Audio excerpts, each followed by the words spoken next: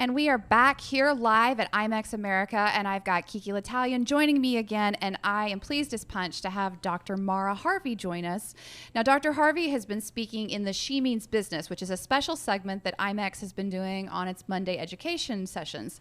They've started, I think you said, IMEX Frankfurt. Yes. And then now they've flown her over because the topic that she's going to be discussing is so vitally important that literally I want to take her to all of my events and have everyone listen. And it's women and risk, but the kind of risk that you're not thinking about. So explain to us a little bit about what that means and where your topic of expertise lies. Thank you. Happy to do so. Women and risk.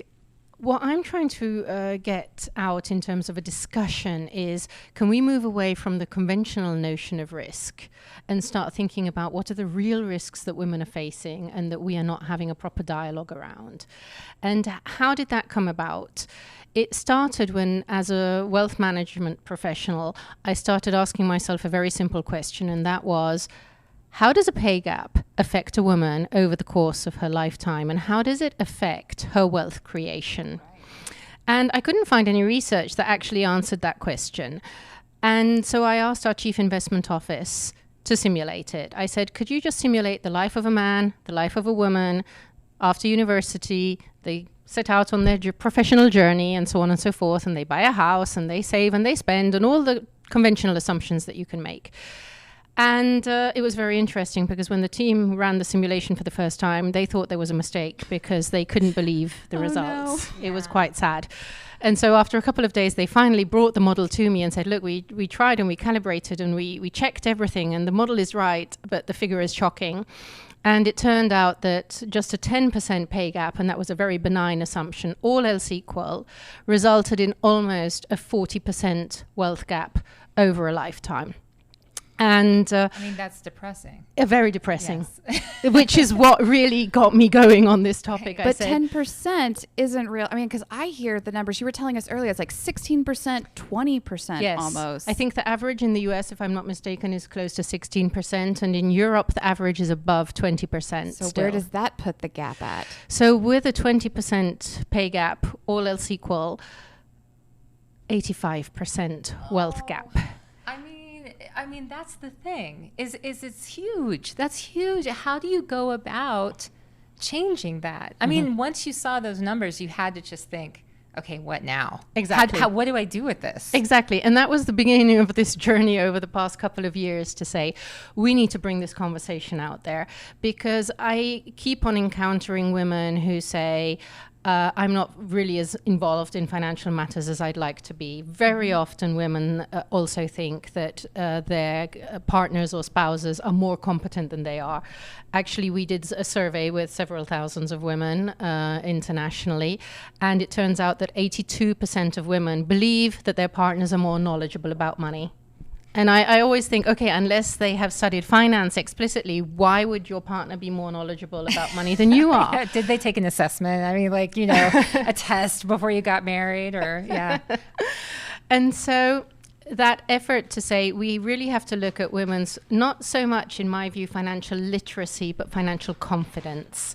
And I really think it is a matter of awareness and trust more than expertise, strictly speaking. And how do we change that? How do we make women aware of the fact that abdicating financial decisions is not a good idea, especially when those are the consequences that you could face? And the more bad news, I'm sorry to only have bad news, but I'll come to the good news too. So much here. Have we started drinking yet? I don't know. But one of the other shocking statistics we came across was that millennial women abdicate even more than the generation before them. Whoa. So they are not getting involved. It's not getting better? No. It's not just naturally getting better? No. It's not getting better. Yeah. And that is the paradox that I'm still trying to wrap my head around, because you think that today there's so much information available online, and there's so much speak about robo-advisory and digital banking and so on. But actually, people might be engaging in that for daily payments and transactions and so on, but the women are not engaging either through those channels to the extent that they could and should. Now, I think you hit on it, though, earlier when you were talking about confidence, because, I own my own business. I run the finances for my household. But when you start talking about investment strategies and digital banking and all these other different pieces, it starts to get a little overwhelming. And it's not that I don't think I can do it, but I'm like, I have no idea where to start. So where do you build that confidence? And when should we start having those conversations? Is it high school? Is it college? Is it earlier than that? I think it's earlier than that. We did indeed do a lot of work to answer those questions for women and to say, where do I start? And that's exactly what we boiled it down to these 3 dimensions of awareness, expertise, and trust. And the first myth I'd like to dispel is exactly the one around expertise, to say, no, you do not need to be an expert in anything financial related to have the right conversations around what are the real concerns. And I always say that a real question that people should ask themselves is not, what equity market risk might I be taking if I'm investing? It should be, can I maintain my quality of life by the time I hit 80? And to have an advisor that helps you navigate those questions is way more important, in my view. And where should the conversation start? Well, it turns out that research shows that confidence is shaped by the age of 5 and adult money habits by the age of 7. So if we're not having this conversation with little kids, and especially with little girls, so we need to give a massive boost in terms of talking about money to them, so they know their worth, so that they are encouraged to negotiate their worth. If they're doing a chore, can they ask for money for it? And that is a skill they're going to need for life. I am over here feeling like I want to pass out. I have an 11-year-old daughter. And, you know, I have to think about the conversations I've had about money and finance with her, and beyond having an allowance, right? It's good to save money is the message. That's not clear enough. That's not talking about your worth. That's not, I don't know. And I don't know what it is that I'm supposed to be communicating. So what are the messages, and how do we figure out what those are? Are there resources? Well, I can say there are now. She's a gold mine, friends. Yes. I actually spent the past 18 months developing a little book series for children, specifically for girls, but it's okay for the boys too, to really enable parents to have those easy conversations with the kids. And they're written in rhyme, so think Dr. Seuss, but around money. And to make it fun and to make it easy to start talking about money. And what is it that we need to talk to kids about? I think we need to tell them, clearly money doesn't grow on trees. We explain that to children, but really empower them as of a young age to know, maybe I get a monthly allowance, but maybe there are also chores that I can do additionally, because it allows me to earn and to take influence on what I can earn. Right. And then the second very important message for kids is, money in a piggy bank is great, but it cannot grow. You can only fill a piggy bank, but your money is not growing. You need a savings account, and you need to explain to kids the notion of compound interest. I know it seems quite abstract, but I tried to take that topic and make it digestible for little children. Actually, can you explain this to me later? I just want you to explain it to me. Can we have a course? We'll pay for you for Yeah, we'll talk later. Okay. Yes. And so I believe that these very important messages around money need to be brought to children at a young age. But for me, it was never just about the money aspect of it. It was also about the ethics around it. I think we need to talk to little kids about equal pay, and I'll explain why. And I think we should also teach little kids about sustainability. So if we're teaching them to earn money, why don't we teach them how to spend money, and that their money choices impact the world every day?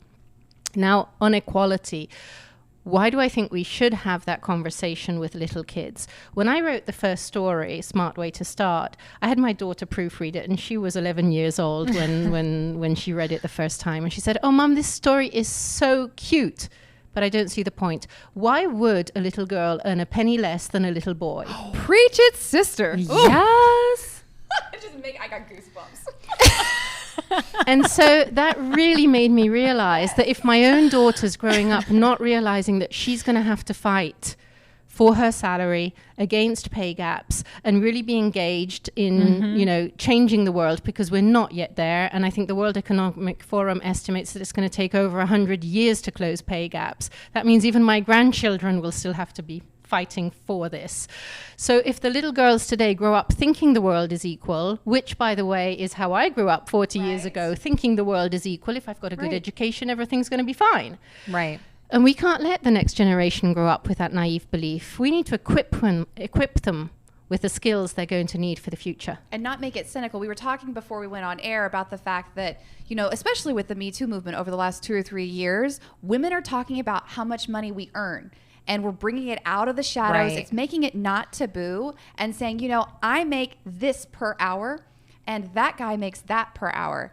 And that's crazy. Yeah. And I'm not going to do it for that. Like, you don't get me at a discount because my work is better than his. Right. Yeah. I think what we're seeing is this stripping away of this superficial layer of what's appropriate or not appropriate about talking about finance as a woman. What? I can't believe, why is this even an issue? And yet, you know, when you talk about it, it's still, you're here talking to the people at this conference because it is an issue. It is still a problem. It is still a thing where we have an issue sharing this financial information and talking about money. Yeah. Why?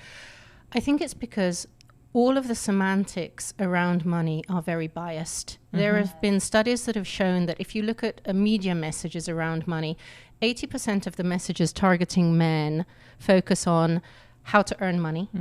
80% of the messages targeting women focus on spending money.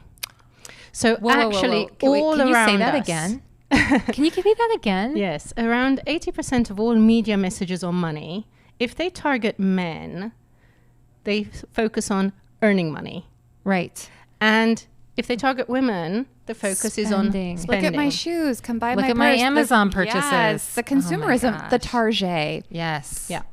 And I think that's where we just need to realize that money messages are very biased and we need to debias them. And we need to find a way of empowering girls to talk about money, to talk about earning and making money the same way we talk about making money with boys.